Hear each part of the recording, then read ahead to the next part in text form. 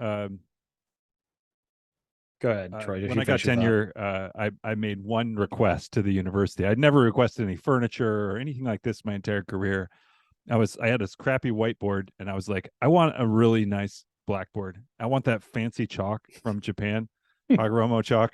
Yes, which is totally amazing. Is that a thing? I want like a quality blackboard, and I found this one which was like made in Indiana or something. And people raved about it, and I actually thought about getting the sliders, with like 3 deep, but it weighed like 1,000 pounds, and the wall wouldn't support it. But I was like, I'm a philosopher. The joke is that we have the math department goes to ask for money, and they ask for like papers and pencil and waste baskets, and the philosophy department goes to ask for money, and they say, we can just do with papers and pencils. It's like we don't even need the waste baskets. So anyway, this is my mind and my workspace, and everything to me. It's the chalkboard. It's more important than the books. It's everything. Yeah.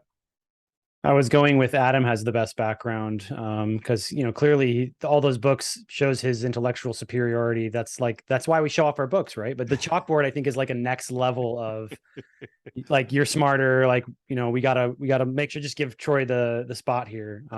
He's all these books are about methane mitigation, right? There we go. Methane mitigation in the 1800s. Yeah, it's going to be awesome. Well, that's great, because we're going to be talking a lot about methane and the environment and how it all collides with Bitcoin. And I'm really excited to get every single one of you on this call. I feel like each one of you is an up and coming, I don't know if you want to say star, is that the right word? Just voice, leader. Voice is good. Voice is good. Voice is good. Voice. Don't become the main character, right? You don't want to be the star. You just want to be one of the voices that is to listen to. You're all becoming voices in the space around the environment and how Bitcoin mining can play a role to help improve the environment, among many other obvious benefits that Bitcoin mining has to offer.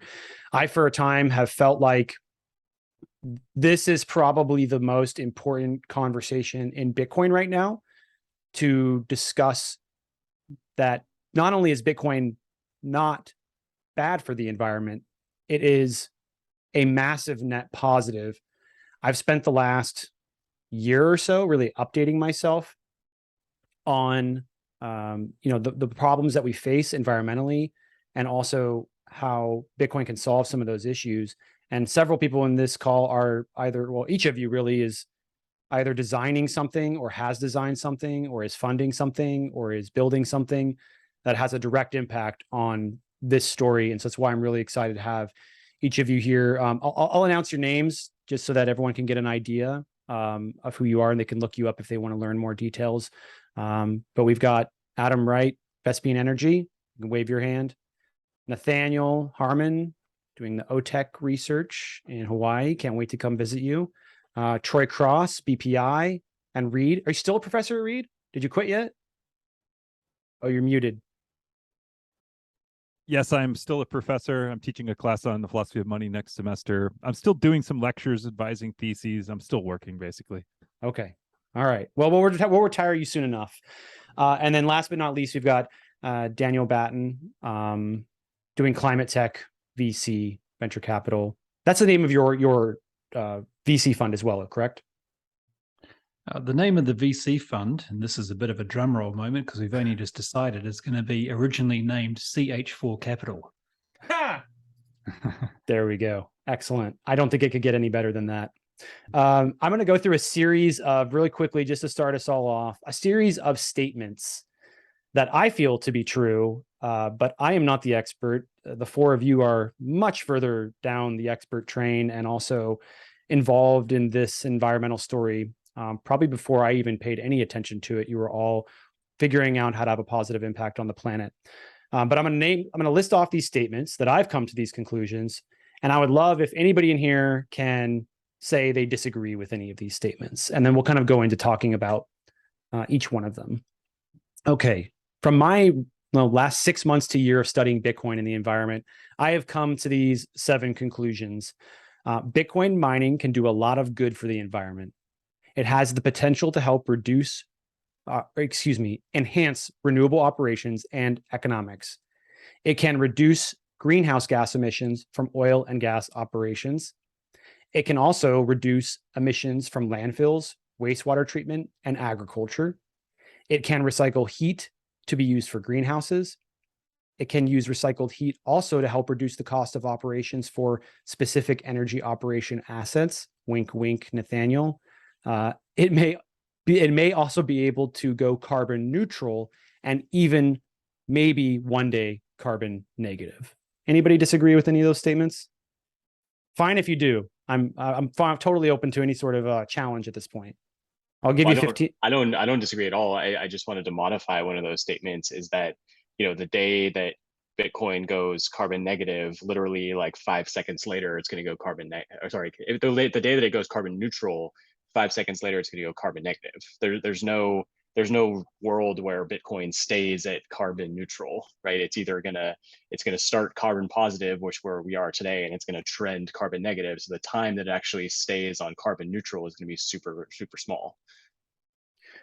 Let's just jump right into that one real quickly. So how is it that Bitcoin mining itself and Bitcoin, the network, can go carbon negative, from carbon neutral to carbon negative? Like, why is it such a jump over? I mean, for instance, like if you look at a lot of industries out there, they all brag about being carbon neutral, carbon neutral, carbon neutral. Very few industries brag about being carbon negative. Why haven't they been able to make that transition? I don't know. I guess I'll take this one, or I'll start on this one. So, Bitcoin mining can be powered by any form of energy, right? So wherever there's energy on this earth, you can plop down Bitcoin miners and they will happily mine away and turn that energy into Bitcoin. So, there's a variety of different energy sources, right? There's coal, there's natural gas, there's hydroelectric, and there's methane sources, such as landfills or oil and gas. And each one of those energy sources has a different carbon footprint. So if you're, for example, if you had all Bitcoin mining running on hydroelectric or on wind or solar, then sure, Bitcoin mining would be carbon neutral. If you had a mixture of carbon positive sources like coal, natural gas, and some carbon neutral sources, you would still be overall carbon positive. But now if you go into methane, so methane is, anywhere between 25 and 84 times worse for the environment in terms of CO2 equivalency than pure CO2. So if you were to, if I were to, essentially combust 1 kilogram of methane, I would be mitigating, that would be the same as me mitigating the release of, let's say, 25 kilograms of carbon dioxide. And so therefore, methane is sort of the key to cause Bitcoin mining to become carbon negative, because of its comparatively large contribution to greenhouse gas emissions. And so if we are able to, so now in the, so in the future and now, there's some percentage of Bitcoin mining being done on carbon positive sources, some on carbon neutral sources, and then a growing amount on carbon negative sources. And if those carbon negative sources are going to increase faster than the other sources, then at some point in time, that line is going to cross neutral and go into negative territory. So when you say 25 and 84, why don't you explain that to people really quickly? Because I think that's a small, important point. Like, why is it 25 sometimes and 84 other times? Yeah, I mean, I think we would want sort of a chemist or an organic chemist to come in and explain the actual molecular reasons. But basically, it's a time preference. So methane basically decomposes essentially in the atmosphere over time. We got the book. Nathaniel's got the book. I'm a chemist. There you go. Boom. I'll say my cursory understanding, and then maybe Nathaniel, you can jump in. But basically, that if you're considering it from a short time frame, like let's say 20 years, then methane has a much higher relative contribution to greenhouse emission or greenhouse a greenhouse equivalency, because it doesn't have time to decompose. So that's where you use, if you look at it in a 20-year window, you use like an 84 times multiple. And then if you stretch out that time horizon to 100 years, you look at, because methane is decomposing over time, then you would use a 25x multiple. Nathaniel, yeah, so basically, yeah, it reduces its warming impact the longer it's in the atmosphere. Does that sound about right? Yeah, Yeah, so yeah, go ahead, Nathan. So the bonds between C and H or C and O, we like to think you can think of them kind of like strings on a guitar, and you know how each string on a guitar has a specific sound, or strings in a piano, to loop Troy in there. They have a specific vibrational frequency to them, and so as when the sun shines, right, all that sunlight basically passes through the atmosphere. Some of it gets reflected from clouds, but it pretty much penetrates the atmosphere, and then it gets absorbed by the earth. And then the earth is obviously a lot cooler than the sun is, and so it re-radiates that energy using a black body radiation at a much longer frequency. Well, the frequency that the earth re-radiates that solar energy at happens to be almost the same as CO2, as CH4, as all the greenhouse gases, right? And so it bounces, that sunlight bounces off, not bounces, but re-radiates from the earth. It hits these molecules in the air, which re-radiates it back down in 180 degrees. And so that's how it traps it in, right? And it just happens that the bonds in a CH4 molecule happen to capture even more of that energy and trap even more than just your CO2.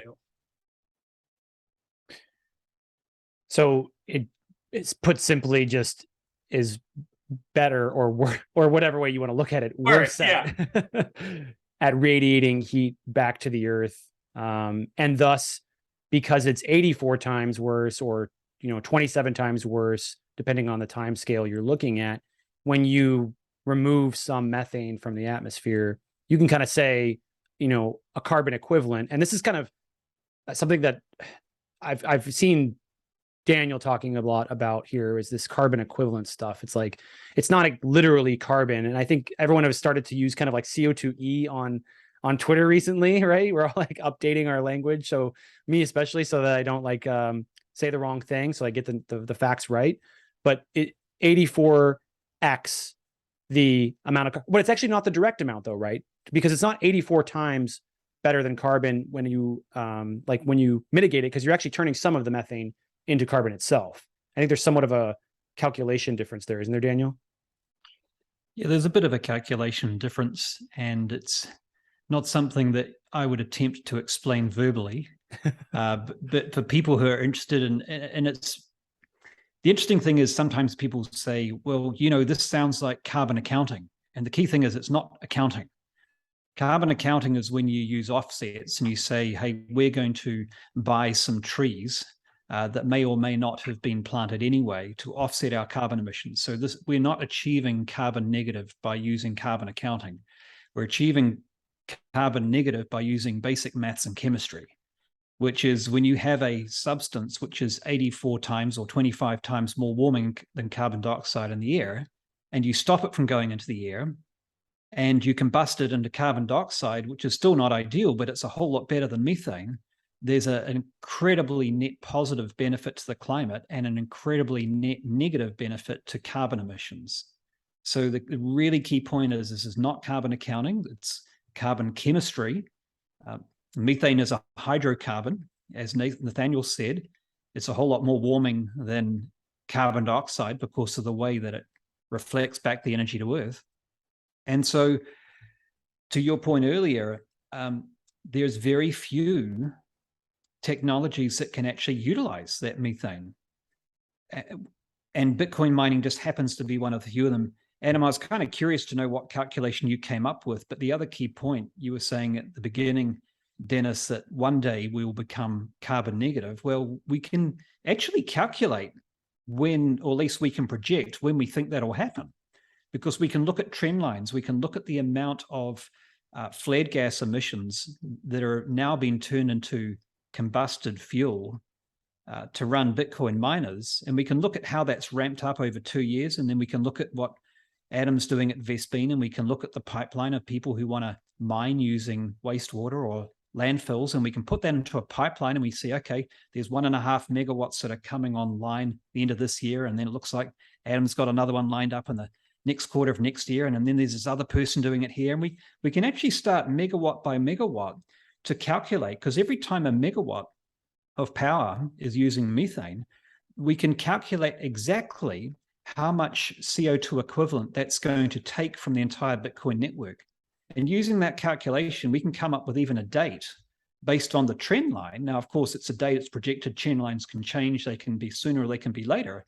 But you can look at the trend line and say, hey, it's not unreasonable that by the end of 2024, we could have achieved this carbon negative date. And the reason we can say that, and it's not a huge stretch, is for 2 reasons. Number one is because methane is such a powerful global warmer. You don't have to take a lot out of the atmosphere to have a massive, that 25x multiplier in terms of the emissions of the whole network. But the second reason is that we've already done 151 megawatts powered by flared gas already. So if we did that equivalent amount, just 151 meg, and most of that's come online in the last 2 years. If we did an equivalent amount of megawatts using vented gas, that's almost enough by itself to make the entire Bitcoin network carbon negative. Now, my calculation comes up with slightly more. We need 184 megawatts to make it carbon neutral and flip negative. I don't know if you come up with a different calculation, Adam, but I think we were chatting the other day and you come up with a fairly similar number. Yeah, no, so it's not a lot. Pretty spot on, yeah. Mm-hmm. Pretty spot on. So it's not a lot. And again, these are basic mathematical calculations. This is not higher calculus or anything. Anyone can, if they're interested, can look at the numbers, can verify them. And nor are these some greenwashing numbers that Bitcoiners have come up with and concocted somehow. These are recognized techniques that have been used by the EPA, by carbon capture organizations, by carbon credit organizations for a long time to do methane-based carbon accounting. I want to jump into a little bit about exactly. Dennis, could I? Oh yeah, but that's what I was going to go to you next, Troy. I was going to say, but before I do that, I want to go to Troy and let him jump in because I assume he has something to contribute at this point. Just a couple of remarks. First of all, am I glitching at all on your end? Not yet. You were for Okay. a second there, but you're unglitched right now. Okay.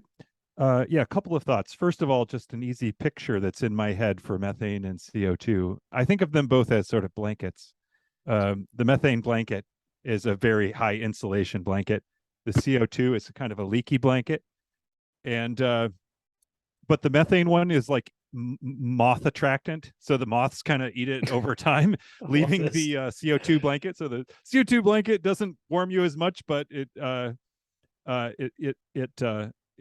lasts for a long time, and the methane blanket warms very, very intensively, but it breaks down faster too. So that's why we have a CO2e. It's kind of like you have to pick a time frame to actually compare methane to CO2. You have to pick a time frame because relative to a short time frame, it's just a way hotter blanket. Relative to a longer time frame, it's not a. And if you pick a time frame of 500 years. You'd rather methane than CO2 because it's kind of all gone at that point, right? But for our climate right now, we're up against tipping points potentially. This is what climate scientists worry about, and those tipping points will be where we have some kind of positive feedback loop, where we race towards very high temperatures that are inhospitable to us and to other parts of the ecosystem, right? So it's actually the short time frame, and by short I mean something like 20 years or even 100 years, that really matters, because we're working on carbon capture. We've already planned it out as part of the IPCC, and So we're counting on being long-term saved from carbon in any case, right? We've already baked that into the IPCC calculations, but methane could push us to tipping points early, which is why it's kind of urgent. In a way, it's like we started thinking about CO2 accounting, and that's why you have CO2e, but there's no reason you should have started with CO2. We could have methane equivalent, and we could be talking about carbon and methane terms, right? It's like a trading pair with the time. This is something I've wondered about recently.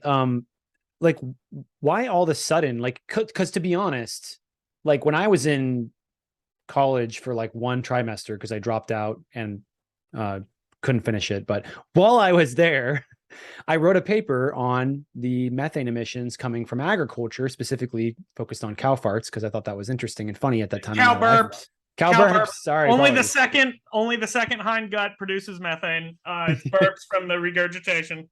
Okay, all right. I'm glad you would have been disapproving of my title then, if you were my teacher at the time. So, like, why all of a sudden is there this focus on methane when, for a long time, even I was able to kind of Google back then and figure out some basic information on the impacts of methane, and saying that, I kind of called the environmental community in my paper, right? I didn't literally call them, but it was just saying like, well, if you're so concerned about, reducing the temperature or keeping the temperature down, reducing emissions, like, shouldn't we be more focused on methane? Why all of a sudden, like more than 10 years later, are we now focused on methane as the number one goal to go after? Anybody have an answer to that? Well, I mean, I can say that we're not focused on it as a race, as humanity. We're focused on it as the 6 people in this room, but in general, there's a lack of attention being placed on methane and a lack of investment in methane mitigation projects. I think that part of what we want to do with Vespene is to spread that awareness that, I think, look, methane and methane capture or methane mitigation is not really sexy. You're dealing with landfills, you're dealing with cow poo, you're dealing with wastewater. These are places that people don't want to go. They're not as sexy as like a Tesla or a cool looking solar plant. These are Speak for yourself. Speak for yourself. I have a different take, but okay. Okay. Well, this is just my take, but I mean, regardless, I think there is a lack of attention placed on methane. I think that it is starting to get more attention because of there was a UN report that came out at the end of last year. They've talked about methane more at conferences, and it's been more of a focus of governments, but it's still not really in the in the general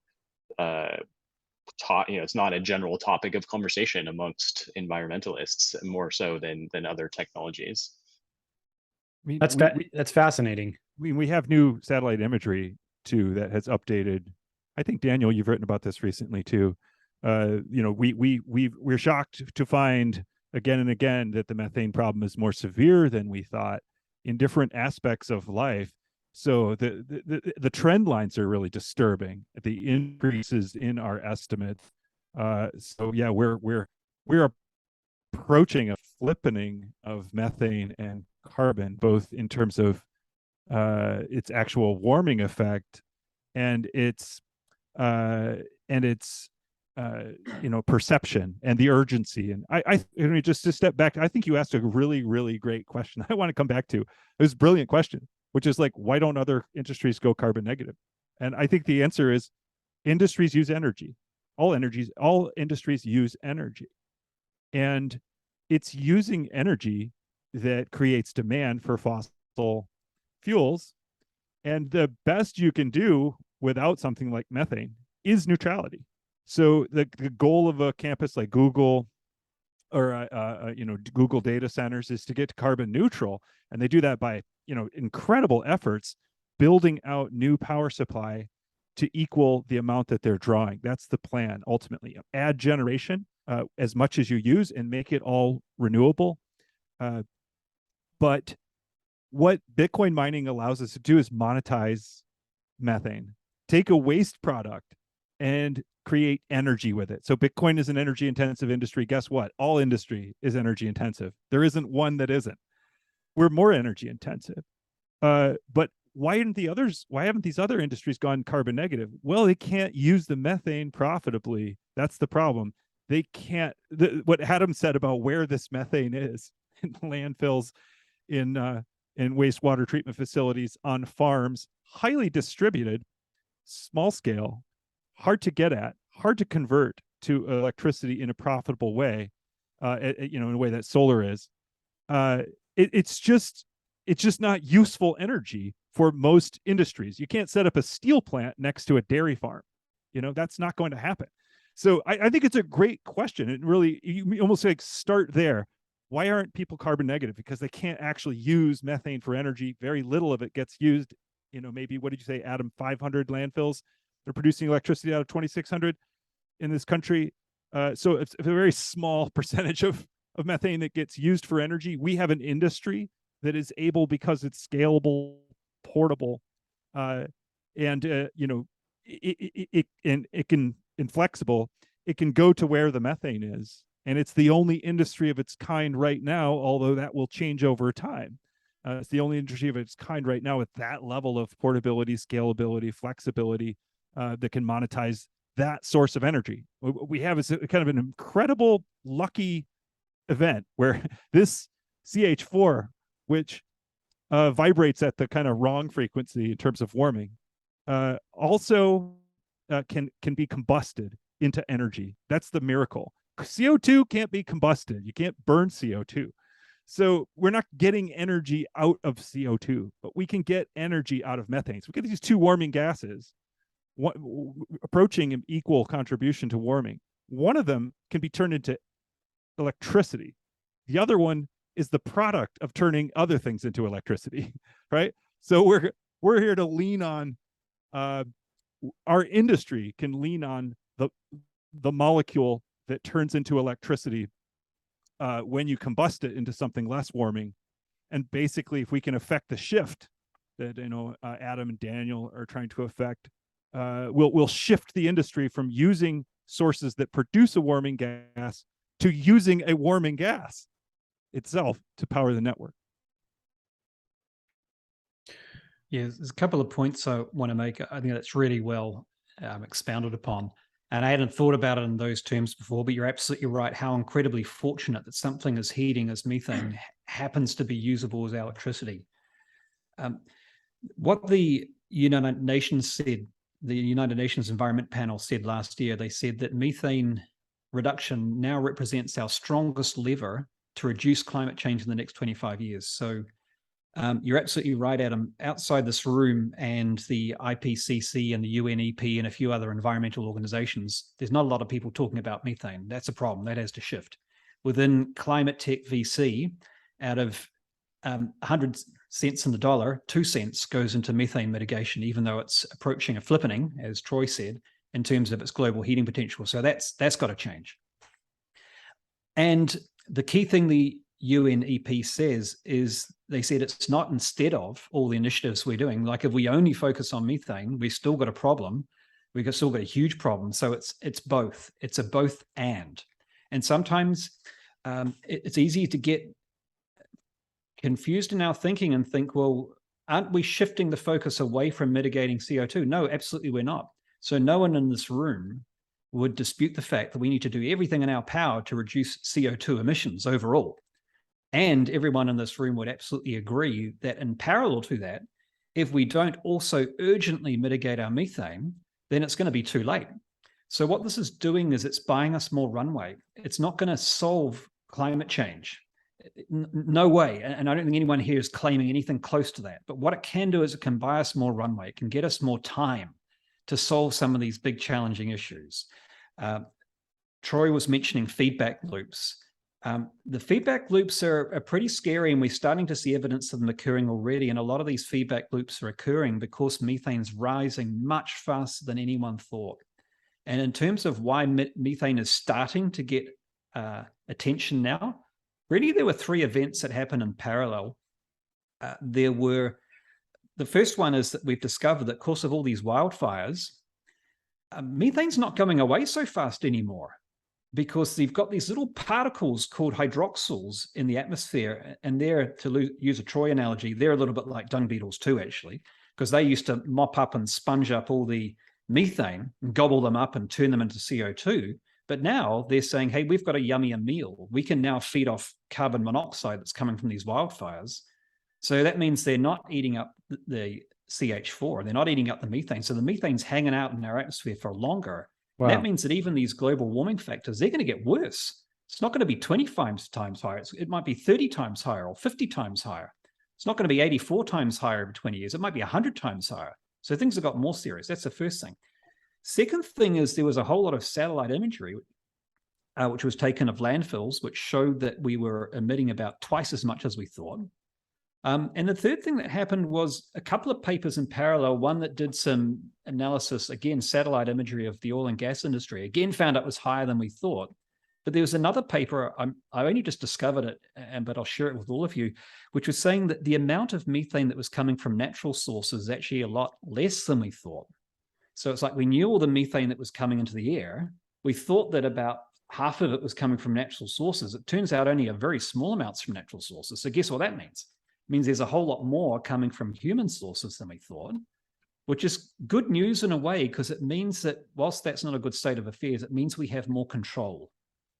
And so that's why you've seen the United Nations Environment Panel start to say, what's Nathan holding up there? I have the budget. I pulled out my inorganic chemistry book and flipped to the methane page so I don't say anything stupid. I found the budget and absolutely can confirm everything. So that's why the United Nations Environment Panel is saying that reducing these methane levels is the strongest lever, because it's going to enact the fastest level of change. So that's so important. And that's again, there's two factors. There's the potency, but there's also the urgency.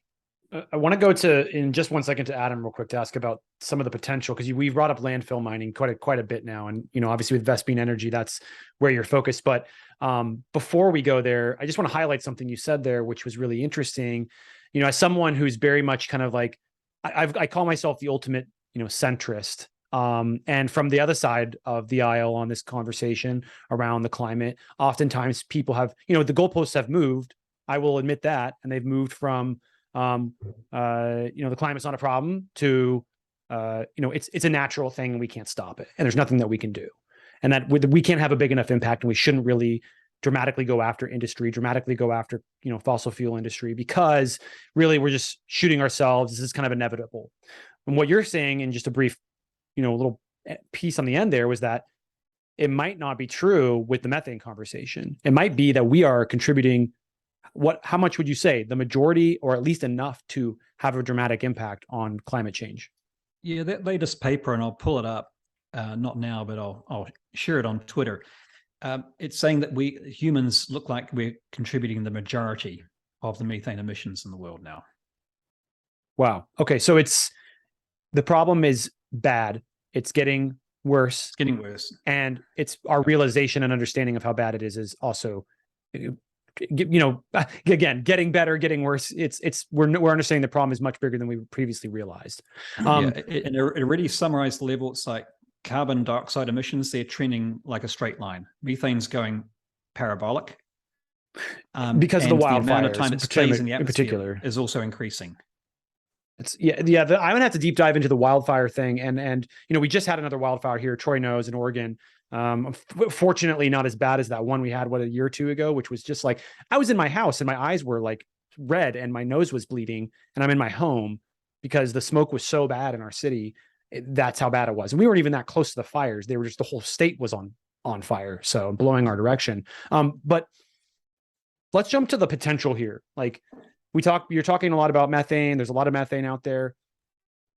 Landfills is one of those. Agriculture, orphaned oil wells, oil and gas operations. But let's focus just a little bit on landfills for a moment. Like, what's the actual potential to have a significant impact on methane emissions from landfills? Let's just focus on the United States. I'm sure you could give us a bigger picture globally, but I think the United States is where it's right in front of us, and we can quantify it and understand it a little better. And probably people listening and might be able to grok it a little better too. Yeah, absolutely. In the United States, so the EPA estimates that landfills put out, I think, 90 million metric tons of carbon dioxide equivalency in 2021. However, we've done our own analysis on the data. And so based on reported data, we believe that number, and this is only based on reported data, we believe that number is closer to 130 million tons of CO2e. And that's, of course, looking at the 25-year, or sorry, excuse me, the 100-year 25x comparison. If you use the 20-year 84x, obviously you get a larger multiple.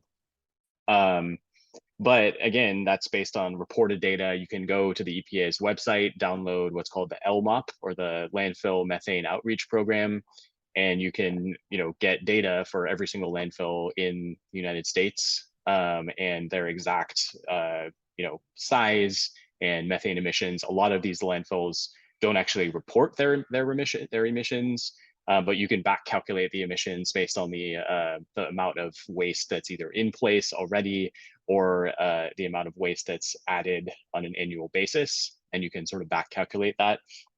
But again, if you then go to the NASA survey that Daniel had mentioned, that stipulates that emissions could be anywhere from 2 to 3x higher, then you're up to 280 to, let's say, closer to 500 million metric tons of CO2e.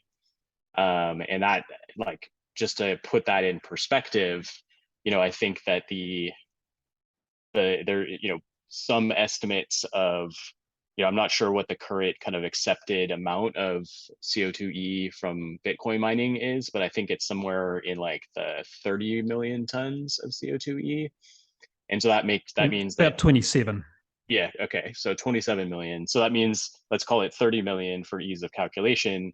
So that means that landfills in the United States are, anywhere from 10 to 20 times the emitter of CO2e compared to the Bitcoin network. So therefore, if we were able to capture anywhere from 5 to 10% of that methane that's getting emitted, we would then be able to make Bitcoin, just in the United States, Bitcoin as a network carbon negative. So and that's just from landfills. That's just from landfills. Yeah. Mm-hmm. That's an incredible number. I mean, that it highlights, I think, mostly it highlights just the like how bad the problem is in terms of, firstly, waste production in the United States. The United States produces, I think, they're top 3 in the world in terms of waste production per head, but they're among the worst at waste diversion. So in terms of recycling or composting, so most of our waste goes into landfills, and most of that waste is organic, and that organic gets anaerobically digested, and then the methane gets emitted. So it's a huge number. And when you talk about priorities amongst let's say just environmentalists in general, I think that methane needs to be the priority because it's orders of magnitude worse than other perceived threats. Troy, I see you nodding your head down there over and over again. I'm thrilled by Adam's work. I'm so delighted and privileged to be a part of what he's doing and what Daniel's doing, and Nathaniel. I was thinking about what you said about the debates about climate, and people who you said the goalposts are shifting there, and it's true. People disagree about climate. And why I'm smirking here is that everything Adam is saying is going to resonate tremendously with those of us who do care about the climate, and who are Bitcoiners especially. But even if you're not a Bitcoiner, if you care about the climate, that's going to resonate with you. Like, we can do something about capturing this tremendous flow of methane, these tremendous streams of methane. I mean, there's very bad news, which is it's worse than we thought. And then there's like a tool and there's an action item. There's something we can do about it. And none of that requires political agreement, which is Right. in the US proven extremely hard on this issue. It's extremely divisive. And the reason I'm smirking is that we just bypass all of that. It's like, okay, you don't care about the climate. You don't want to make money mining on landfills. You don't have to. It's a free country. Go do your thing. Yep. We can turn, and we are going to turn the entire Bitcoin mining network into a carbon methane mitigation tool. And we're going to do it without anyone's permission. We're going to do it without any political unity running across borders across the world. We just drive right by, we drive right by that entire, shitstorm, which is what it is, right? And all the nastiness on Twitter. And it's like, oh, it's just rare because and it's the same miracle of the chemical itself that allows this to happen. It's because it's energy that we are incentivized to go after it, not just because we care about the climate, but because that molecule is actually money for us. and so that's why we can escape and avoid the political debate. And of course, I've been thinking about trying to bring the Bitcoin network to carbon neutrality. For me, it was an asymptote I didn't think we'd ever hit. What I thought we could do is basically, okay, you're a Bitcoiner. You would like your Bitcoin holdings to be carbon neutral. Let me figure out what's the sort of thing which, if you did it, you would be doing your part such that if everyone did the same thing, Bitcoin would be carbon neutral. That's what got me going, right? But methane offers the possibility for the network to be carbon neutral, while a small minority of Bitcoin's mining network is actually done on methane. For my calculations, based on Daniel and Adams, is 1/30 of the network using the more conservative figure. 1/30 of the network is running on vented methane. The entire network is neutral. So it's like 29 out of 30 Bitcoin miners can disagree with you, and you could still drive the network to carbon neutrality equivalent, right? That's a really just a fortunate and joyful thing, and we have to, of course, make it happen. It's one thing to observe its theoretical possibility. It's another thing to execute on the idea. But just that it's in principle possible is thrilling. Reading the OSTP's report, they mentioned methane as a possible way in which mining is consistent with their goals. But really, what they don't really appreciate is how little methane mining would allow Bitcoin to be a net positive for their goals. They don't recognize that. If they did the math, that Adam's done and that Daniel's done, they would see that, their concerns about the rest of the network are really kind of overwhelmed, or would be overwhelmed by the contributions that methane miners could make. I can confirm those numbers. I pulled up papers while you guys are talking. I got Lashoff and Ahuja, AHUJA, 1990. Schindel et al., 2009. Confirm those numbers. We got the data. We got the truth. We got the economics. We got the all-star players. Voices coming forward.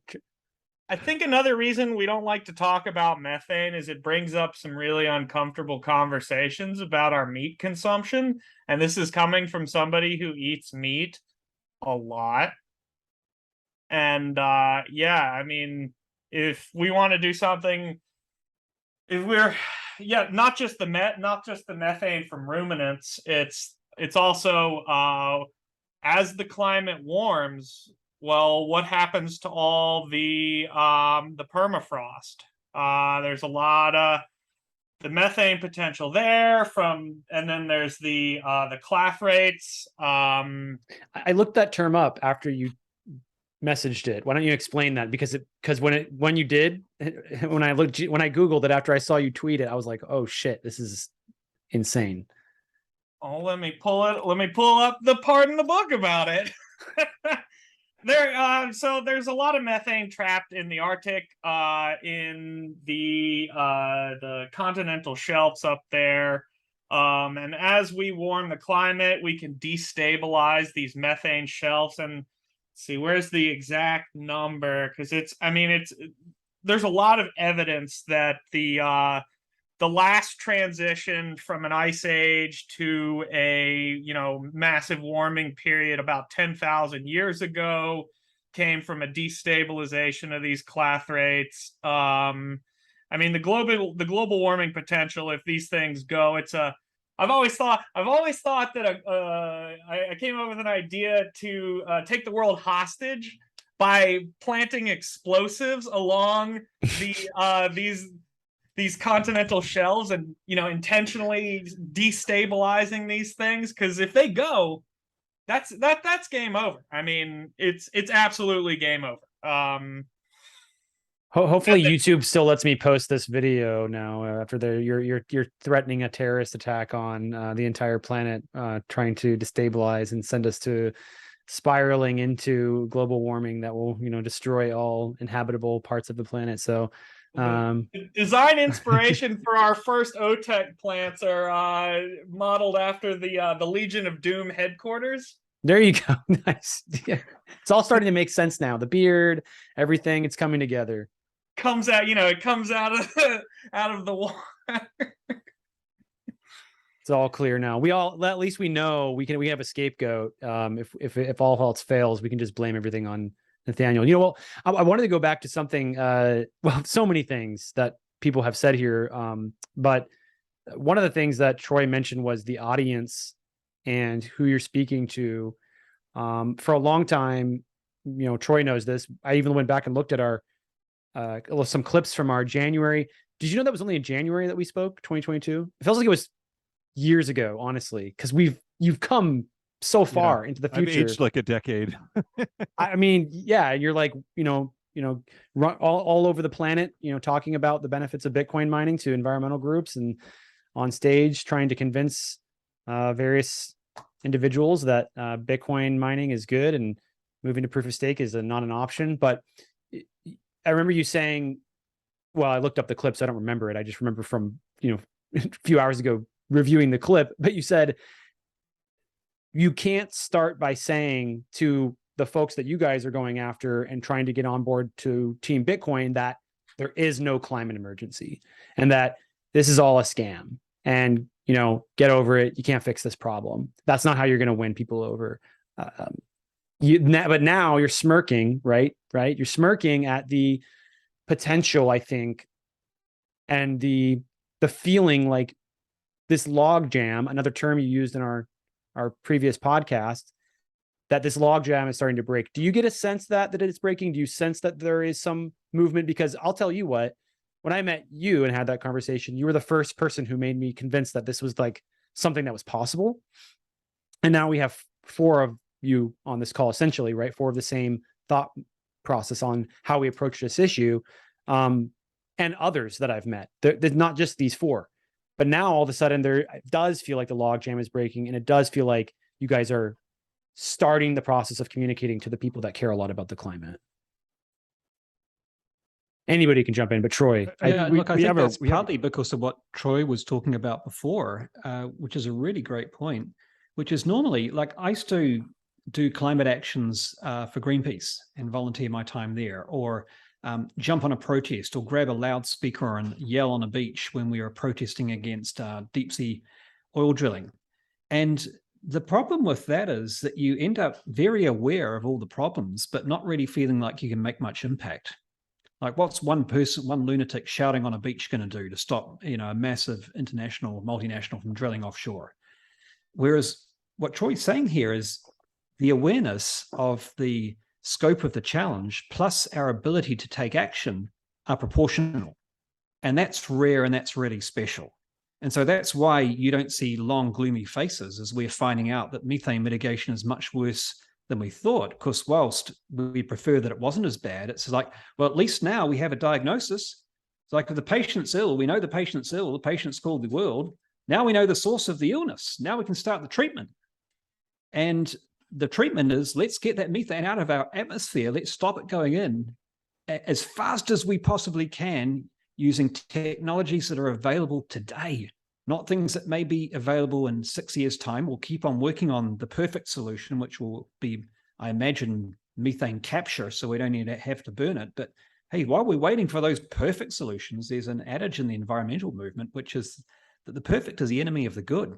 We've got technology that's available right now today that can help to stop that methane ever going into the atmosphere. So that gives us a lot of hope. That's why you see people smiling here rather than looking gloomy and despondent. And that's important, because if we're going to swell from one person to 4 people to 100 people to a whole lot of people, we're not going to do it by creating a doom and gloom party about getting everyone together and talking about how depressing our methane emissions are. We're going to have to spread the hope that we actually have something we can do about it. And we do. And that's why I think you see there's this tremendous energy in this whole Bitcoin community who care about the environment and saying, yeah, we're actually not the problem, we're the solution. We always knew that. We knew there was a great story when it came to building out the renewable grid. It was kind of hard to quantify. It's still hard to quantify. It's still true, and that's still part of the picture. And there's another story which we're now becoming aware of, and that's that we can actually go carbon negative. And that just offers a whole new level of, on one level, where Bitcoin can make a positive contribution to the world. On another level, it's much more fun for us, rather than defending Bitcoin's energy consumption, to say, no, you've got it all wrong. Actually, energy consumption is a good thing as long as you're consuming the right energy.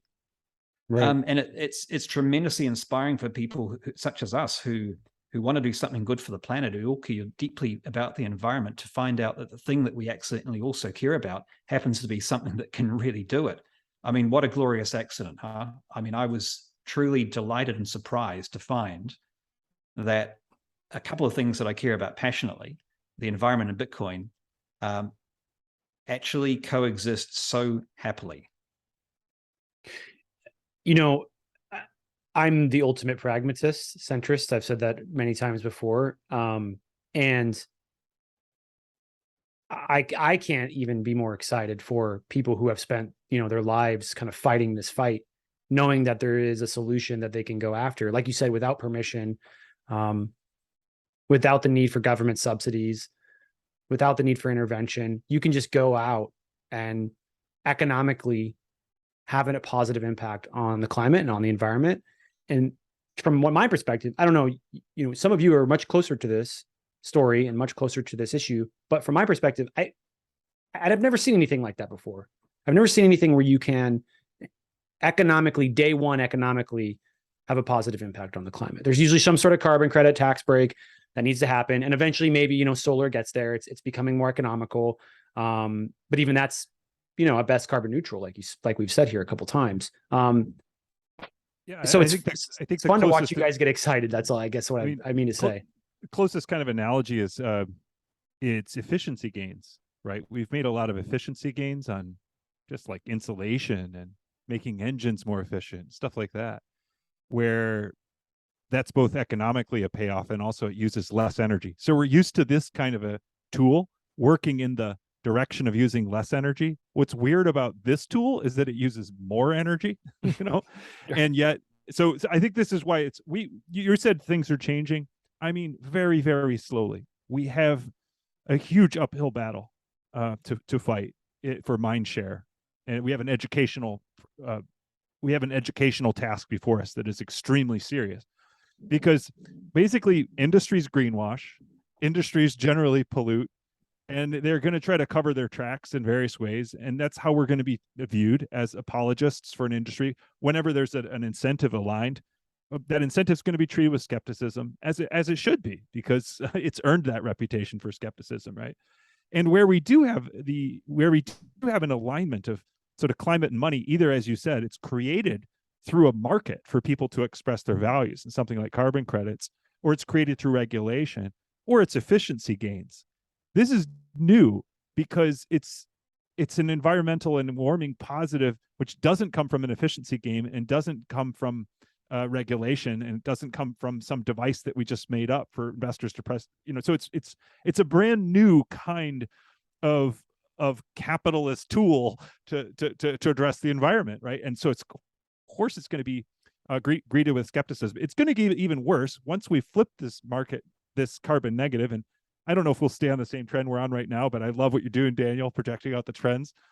Once we flip it negative, there's going to be absolute disbelief because there will still be mining happening on natural gas plants, and there will still be mining happening on, waste coal or coal in Kazakhstan or something. And people will be like, what? No, the incredulity is going to get extreme, especially because the incentives all go backwards at that point. Like right now, Bitcoin's a positive carbon footprint. So when Bitcoin's price goes up, all the trackers, all the calculators are like calculating how much additional CO2 that creates. And if you look at, someone like Alex DeVries's calculator, it's perfectly based on price.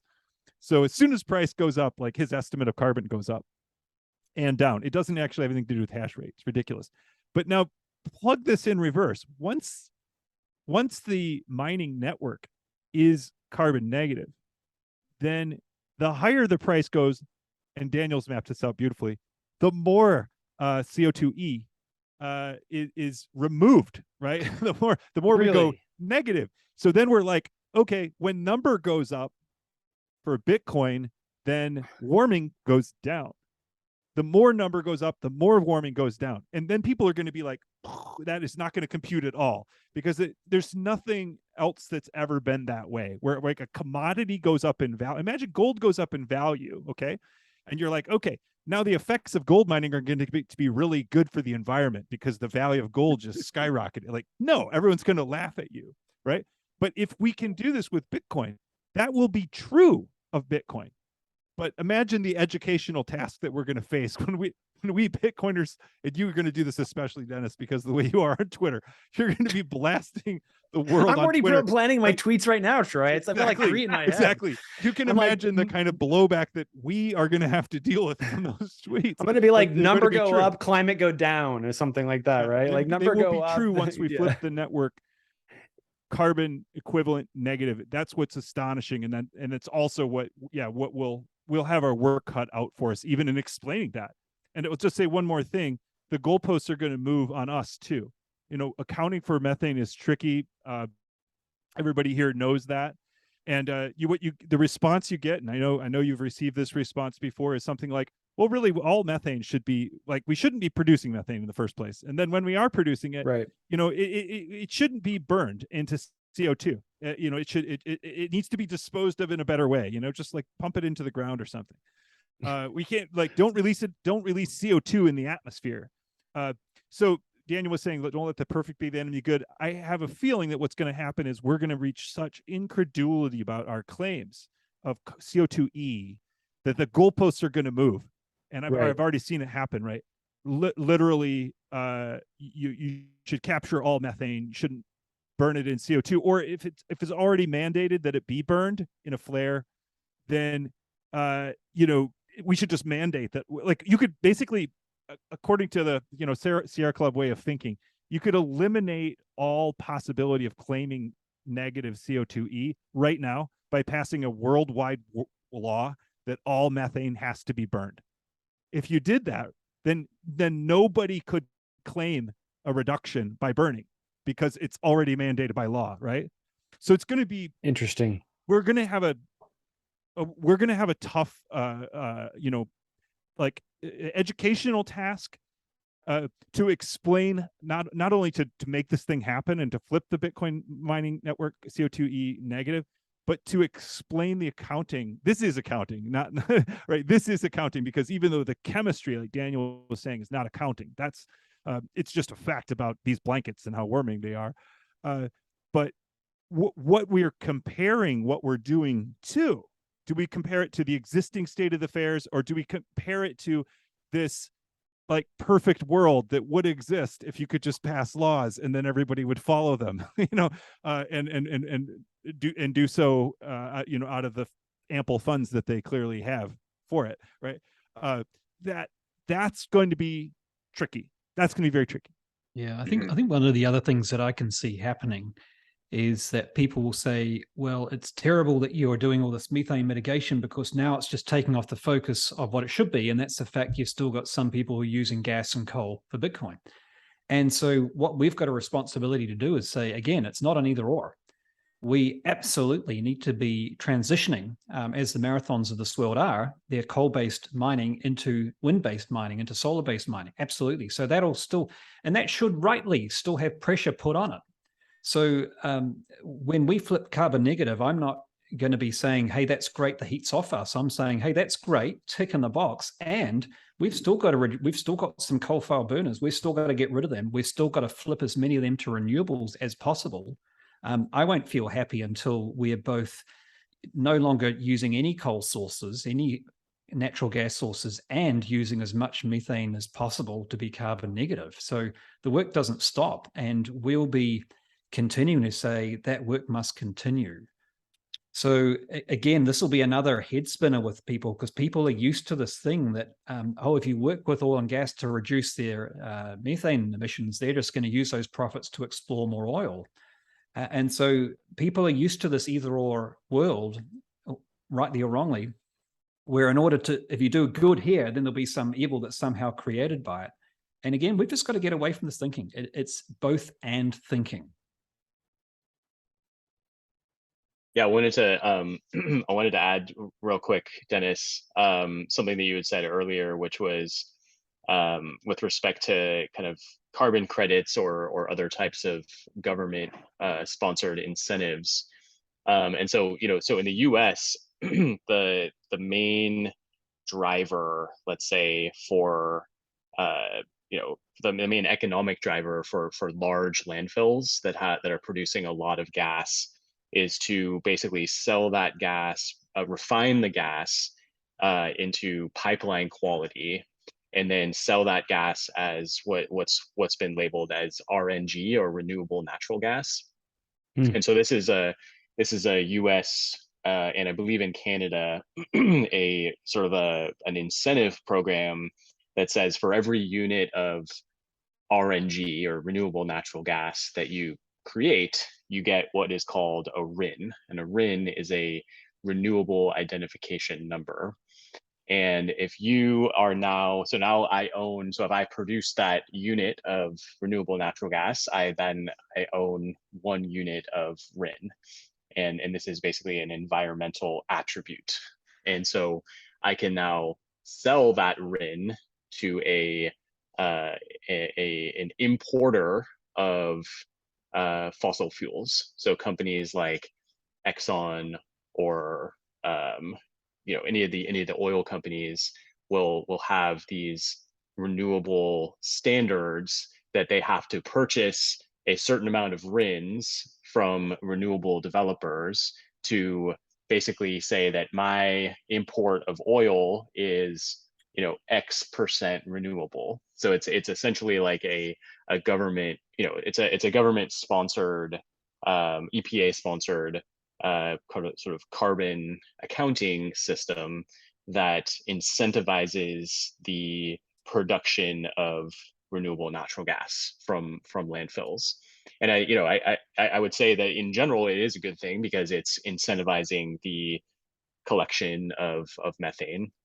But there's several things that I wanted to sort of mention about that. Firstly, that is not so it's important to have something like Bitcoin that can be an incentive regardless of the jurisdiction. I think that's a really important thing to focus on, is that not all countries are like the US, that have these complicated sort of cap and trade systems. And so now, the bigger, really the biggest producers of methane are going to be in the developing world, right? And not only landfills, but also, other agricultural uses that produce methane as a byproduct. And you need something like Bitcoin that is a non-governmental subsidy, essentially, for mitigating methane. And I'm going to be getting the same hash price if I'm mining Bitcoin on a landfill in India compared to if I mine Bitcoin at my house, right? And so you're not depending on a government. So that's the first thing. And then the second thing is that if you're now incentivizing the increased production of natural gas, regardless of its renewable or not, you're then perpetuating a world based on gas, right? And as we know, there's a large, like some significant percentage of methane, because natural gas that you're using in your cooking at your house, in your stove, that's methane, right? And there's a fairly sizable percentage of that methane gets emitted on the pathway from injection point as it flows all the way to your stove, because there's innumerable amounts of fittings and and couplings, and not only, and your stove itself could be fairly leaky, and then actually like transporting that gas from, let's say, the landfill, unless you have a pipeline kind of built all the way out there, you then have to package all of that gas up into, have to compress it, I think, to like 1,000 psi, put it into a truck, and then drive that truck, which is diesel powered, over to an injection point, which, by the way, most people are selling their natural gas in California because you can get higher prices for it. So you're literally driving trucks of natural gas across the United States to inject them into California. And so, yeah. No, quick question, because it sounds like what you're saying here is that if you use this methane for anything other than Bitcoin mining, you're perpetuating a system that depends on fossil fuels. Well, so what I'm saying is that it's important to, so we believe at Vespine Energy, we believe in electrification, and that electrification is the key, whether it be electrification of grids, of stoves, of homes, all the way up through electrification of cars. And therefore it's important to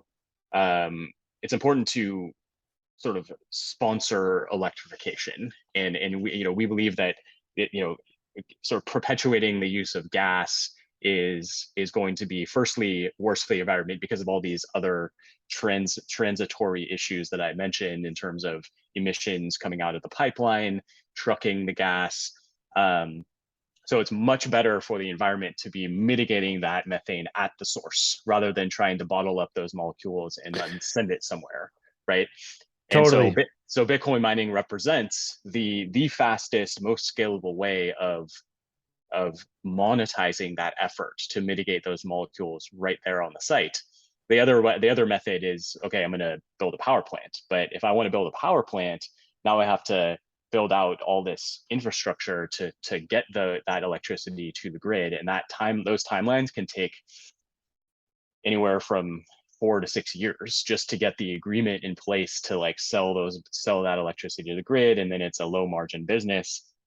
So even if your end goal is to be a grid, sell to the grid, Bitcoin mining represents a very key stepping stone, or a, we like to call it a base camp on a mountain that you can now rest assured that your methane is getting mitigated in the best way possible. And electrification is sort of in the future, but you can stay at that base camp as long as you want until you get your interconnect agreement in place to connect. Yes. So this is making me think about, based off conversations I've had with you and others in the space, it's really opened up my eyes to this idea that Bitcoin mining isn't just the buyer of first and last resort for energy. It can also be the investor of first resort for any sort of grid project, infrastructure, energy project anywhere on the world. And I think we've all understood that, but like framing it that way specifically, that it can go in and it can invest in these energy projects or in the energy itself and trying to monetize it. And then you could turn around and like you said, later on, you could convert that to something that is more based on trying to provide electricity to the grid.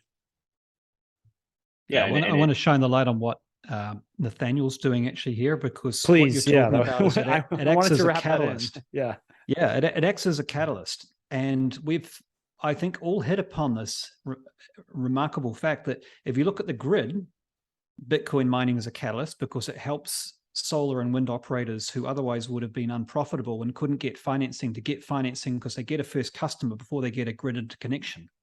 And if you're looking for financing and you haven't got a customer, you haven't got an off-taker for that energy, good luck. So it acts as a catalyst where you can get your financing, you can build your solar plant before you get your interconnect. So that's catalyzing new renewable development. You look at what Nathaniel's doing. It's a catalyst because he's got this incredible technology, which is theoretically better than solar and wind. But we've just never been able to capture the ocean's energy. And the reason is not technology, the reason is economics. And there's this particular, I mean, Nathaniel can talk about it better than I can, but from my understanding, my eyes were just shining because I saw you've got this amazing technology, but to build it economically, you had all these additional problems. You had to tether it, you had to make it hurricane resistant, you had to tie it up to the grid, and no one ever built the technology. But then again, because Bitcoin mining is location agnostic, you can say, well, you know what? We don't have to make it hurricane resistant. We'll just float around and dodge the hurricanes. Because we're floating, we don't have to tie it up to the grid and we don't have to be tethered. And you take all that cost out so that you can now get new R&D. And what Adam's talking about with landfills, the eventual user of that methane may not be Bitcoin mining. You could find other use cases, but in the meantime, those technologies are not getting designed now because of the initial capital expenditure required for the generator and the purifier and the terraforming of the land. Doesn't make sense. It just doesn't make sense. It makes sense with Bitcoin mining. And then once you've sunk those capital investment costs, then in the future, you can say, well, Bitcoin mining can move on to another landfill or to a wastewater treatment plant. And you can potentially find other uses either as well as or instead of Bitcoin mining for that landfill gas energy. And so in all three cases, you've got it acting as this catalyst. So it's not just the direct impact of the Bitcoin network, but it's the catalyst for then other users of that energy that come after Bitcoin that it'll never get any credit for. But it's also one of the incredible legacies that it leaves. Before we jump to Nathaniel, which I want to hear you go into a little bit of detail on exactly why Daniel brought you up. It's probably good because I said, let's go over these 7 things. And we spent like an hour and 15 minutes talking about methane emissions, which is technically 2 of the topic points. But Nathaniel now covers 2 other ones, which is that it has the potential, Bitcoin mining has the potential to help enhance renewable operations and economics.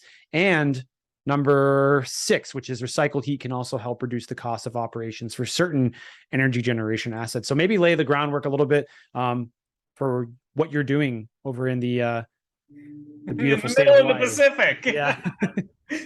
Yeah. So I work on primer. I work on ocean thermal energy conversion. It's this 100+ year old technology. It's been around forever, and it's suffered from a economies of scale problem. There's been 14 or so small scale OTEC plants built over the last 100 years, and the reason they've all been built is because it's well understood that at the large scale, 100 megawatts plus size, it becomes, 3 to 5 cent per kilowatt hour energy. It's available all day long. You take the warm water at the surface and then the deep cold water about 1,000 meters down, somewhere between 800 and 1,000 meters below the surface, and you can just run a Rankine cycle. The warm water boils ammonia or on a working fluid, and then you run it through a turbine, and then you condense it using the cold water. It's super simple. It's it's a very low delta T though. Geothermal is in the hundreds degrees Celsius. OTEC is something you would get in, right? You go swimming in this water. It's a very low temperature source of energy, and so you need a lot of it, right? Well, the good thing, there's a lot of ocean, and 40 to 45% of all the energy from the sun lands in the tropical oceans of the world, and absolutely nobody is using it. And so there's this problem where, you can't just go from a small scale, research facility all the way to, 100, 400 megawatt OTEC plants, right? You have to kind of build in the middle. And I was talking with our engineering partner, Mackay Ocean Engineering, yesterday. I had a meeting with them to go over some of my designs. And basically, you just need to generate 1 kilowatt hour of energy with a 10 megawatt OTEC plant, and then it's off to, full utility scale.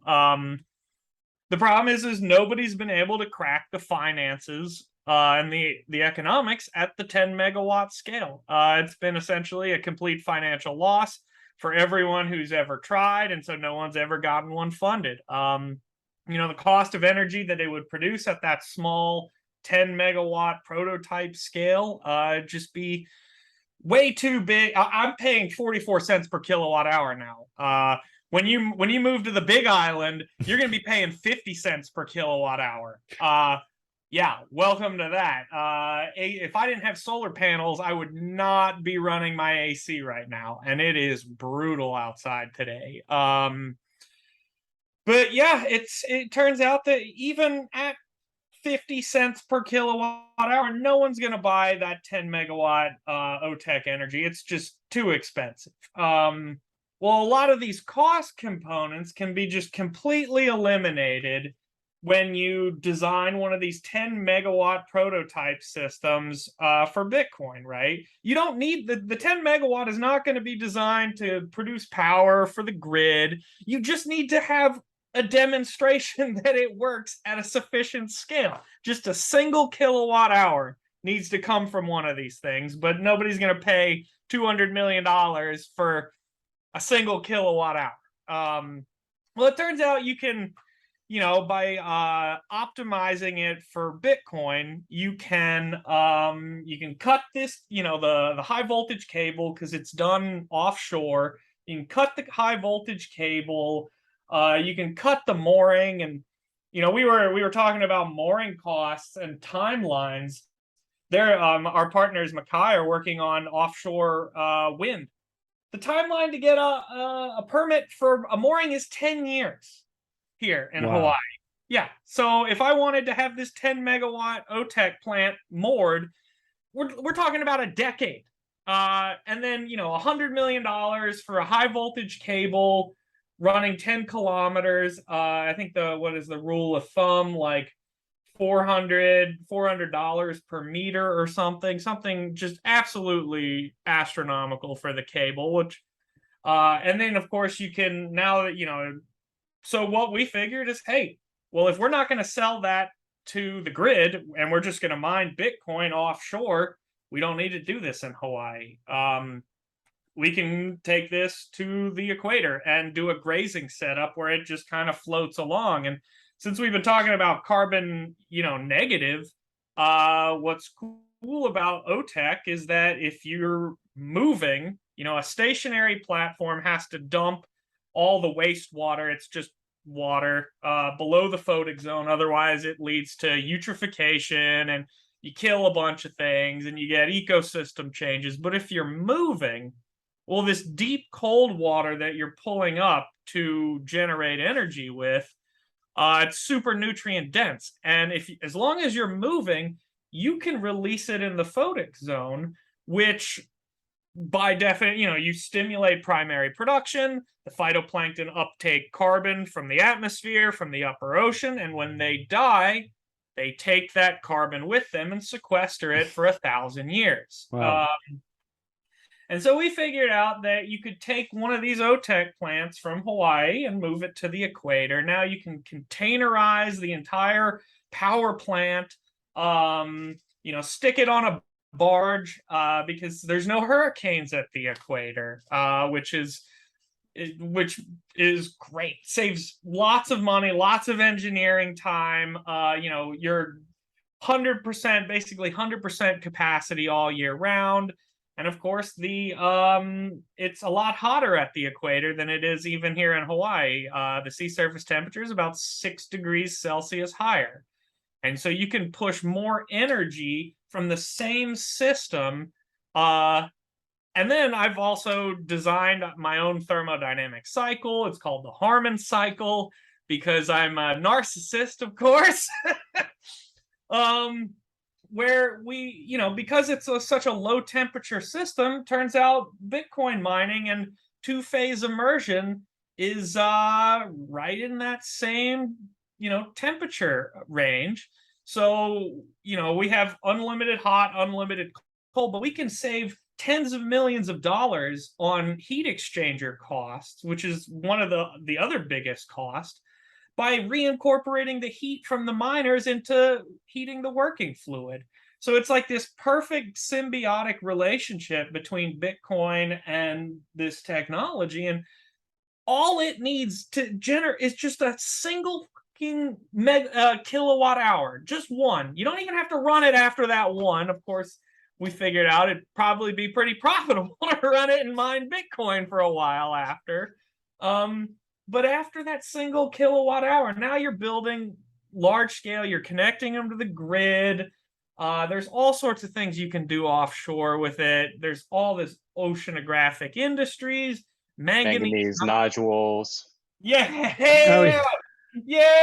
manganese nodules. I used to be in the submarine industry, so I'm all about the nodules. Tell me about the nodules. I mean, so for first, pause. Don't tell me about the nodules. First, just want to clarify. So OTEC was held back by quite a few different economic barriers. But not only is Bitcoin mining potentially eliminating those economic barriers and allowing you to kind of truly test this technology at scale, but it is also making the total process, just like the mining itself is actually like delivering heat to the system, which is making the whole thing even more economical. And then I mean, one thing though, one thing we have to cover. The government. So I've been talking with all these people who have worked on the 3 OTEC plants that have been built in Hawaii in the last, 40 years. I've talked to, government officials. The engineering company is our partner on this. And they've told us 2 things. Do not work with the fucking government. They will slow you down and suck you dry. And do not work with the large, the Lockheeds or the Shells, because they're just as bad as the government. As far as bureaucracy goes, they have their mini governments on their own. You can move faster without having to deal with any of them. Tell me one thing. I have one question, then just briefly tell me about the nodules. How do you do this? So you're saying you're doing it with no transmission lines, but I'm assuming you planned after you do the test case in the middle of the ocean to bring it on close to shore and then connect it to the grid. Yeah, so at the large scale, 100 megawatt plus OTEC, the cable, the mooring become a much more manageable component of the budget. It's just they don't scale down to the 10 megawatt size. That makes sense. Okay. It's like the transportation doesn't scale down well to the to methane. Same sort of economy of scale there. So the real thing I like with my venture capital hat on is that without Bitcoin mining, step 2 would never have occurred, because it's not economical. With Bitcoin mining, of course, you disappear all those additional costs. Step 2 can occur, which means step 3 can occur. Yeah. And it's just that you just have to turn it on. As long as one of these 10 megawatt, somewhere between 5 to 20 megawatt gets turned on, you're already past step 3, right? Even though you're going to I'll probably run it for a few years, we've already, moved on to step 4 by the time you just turn it on. And step 3 and 4, just to paint the picture, is that we have a new source of renewable energy, which is non-variable, non-intermittent, which can help to power anything we choose, can feed into the grid that Bitcoin mining will have catalyzed. And the number that gets me excited about Nate's idea is the billion. It's 1 billion people who are in range of this power. That's humanity changing levels of energy access. That's impact investing, not just about climate, but changing people's lives. How does life change when you go from 50 cent power, 50 cent a kilowatt power to 10 cents or less, and have that be firm power that's renewably sourced? That it's unbelievable to me that we haven't, as a species, skipped step 3. I mean, just thrown some money at step 3, independent of Bitcoin, right? This is some kind of collective action failure. How do we, the potential is too great, even if the chance that it pays off is low. The potential is so great that this is kind of what governments are for, right? To take exactly these kinds of risks. That's what you would think. And we've identified about 1,000 carbon plants around the globe that theoretically could be replaced easily with OTEC plants offshore. And I've been talking more and more about Kardashev level or type 1 civilization and thinking about how that would work. Well, with Kardashev level 1, we're talking about super grids and connecting all the continents together. Well, how do you actually do that? You would need a cable across the ocean, and the losses from that cable would be astronomical. Unless, of course, you had a string of daisy-chained OTEC plants across the equator. Cut your losses. Now you're connecting north, and you're connecting the Americas with Africa, with Asia, with Australia. You just daisy chain these things along the along the equator where you don't have hurricanes. I mean, it's not a question of if, it's we have to get this energy. If we do not, there is no future for humanity that doesn't involve pulling the energy available in the ocean. That's Kardashev Type I. You can't discount 40 to 45% of all the energy on planet Earth and get to Type I. We talk about space all the time, and fucking hate space. We don't need to go to space. Amen. We need to fix home first. I hate space too. Yeah. Like you're spending all these billions of dollars to like go to space and let's go mine asteroids. Yeah, right. Let's not do that. Let's get manganese nodules, Let's close on the manganese fast. nodules, at least here with the OTEC stuff. What are the manganese nodules and how do they play into all this mess? Manganese nodules are these little balls of metal that are just littered across the ocean floor. There are trillions of dollars, I think $60 trillion worth of minerals available in these little balls of metal that are just sitting on the ocean floor. The largest region is called the Clarion-Clipperton Fracture Zone. It's about 1,000 kilometers southeast of me right now, here in the middle of the Pacific. There's enough, they're called the battery minerals, because everything you need to make batteries is included. Your cobalts, your nickels, your manganese, your copper. There's lithium in certain deposits of them. Everything you need. Problem is that they're 20,000 feet under the sea, and major mining operation is expensive enough as is on land. Now you're talking about and it's just these balls of metal for hundreds of thousands of miles, square miles, right? Like vast fields of these things. Of course, costs a lot of money to go get them, and that's why we haven't. They actually Manoa, the University of Hawaii, big contributor into their research. Basically all the research ships that go to study these things leave from Honolulu. Lots of friends work on them. Turns out the major cost component is just the cost of energy in the middle of the fucking ocean. It costs a lot of money. It takes a lot of energy to mine anything. Takes even more to do it in the middle of the ocean, and then you can't process them on site. Well, if you have 3 to 5% energy in the middle of the ocean, you're cutting the cost of mining these things by 40%. 40% of that is just in energy. It ends up boiling down to energy costs. And then the nice thing about OTEC is it's mobile. So you have this essentially, you have a ship at the surface. And you have a big Hoover vacuum that gets deployed to the bottom. It sucks them up in a region. You have to move this thing to another region, suck them up, in that region. Well, now you can just kind of toe the OTEC plant behind you. That's incredible. I mean, so not only are you mining Bitcoin, you're kind of being able to subsidize the energy costs for the exploration and collection of these nodules, which can be used for batteries, which we need to kind of decarbonize the grid and build out renewables. I'm gonna have to pause it there. I probably have everyone here is a little bit past the book's time for this call, but honestly, really just can't stop talking and asking questions and driving this conversation forward, because I'm extremely excited about the potential here. So we'll have to do this again, obviously.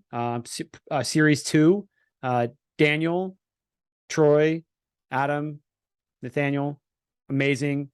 Thank you so much for coming on the show. And I really look forward to continuing the conversation down the road. Can I do a last word? Of course. So inspiring to be in this room. All of you have impacted my Bitcoin journey, my life. Dennis, thank you for listening to me early on before I had a voice at all. Nathaniel, you're just off the hook. Amazing. Every time I hear you do this thing, I just get chills. Adam, you're in the dirt, digging it out, and you're making it happen for real with all the operational difficulties. I was just blown away when Adam contacted me. I was like, before I read like the first sentence of his DM, and I was like, yes, I'm in. And Daniel, just absolutely inspiring voice. I can't believe, I can't believe what I'm hearing from you. It's like, it's like you're an AI that was invented for the purpose of advancing the causes that I care about most. It don't quite seem real to me. But just one last point on, when do we stop when we hit carbon negative? And I totally agree with you, Daniel. We don't. And I think, we use the word pressure. We keep pressure coming. I just think the pressure, the form that pressure takes, at least from me, is uniquely enabled by Bitcoin. And it's not political pressure per se, because it's just not, that's not that effective. We have a global commodity that is permissionless to mine. And I like that about it. So if someone's got a coal deposit in Kazakhstan and they want to mine with it, I'm not going to be able to stop them. We can actually achieve this pressure through mining and through buying hash rate, right? Your ventures, Nathaniel, if you're out there on the OTEC platform, cranking away however many megawatts worth of mining, that's making mining less profitable for others. That's driving those margins down. And same for Adam on the landfills, and the same for the impact miners who are building out a new solar in the global south and bringing electricity to 1 billion people who don't have it, right? These forms of mining that we identify as making a positive contribution to humanity, as well as securing the Bitcoin network, we can invest in those. And by investing in those, we drive up hash rate, we drive down the margins of mining, and the highest margins of mining are the least pro-social. Again, a lucky coincidence that we just happen to be here at this time when Bitcoin is taking off is just when solar and wind cut below the cost of coal and natural gas. 10 years ago, that wasn't true. Now it is. So keep the pressure coming, but we have a new way to apply pressure as individuals, as investors, as Bitcoin holders, and as builders, right? That is also permissionless, is also decentralized and completely voluntary, like Bitcoin itself. Couldn't do a better job of closing it out. I'll leave it there. See you guys soon. Aloha. Thanks, Dennis.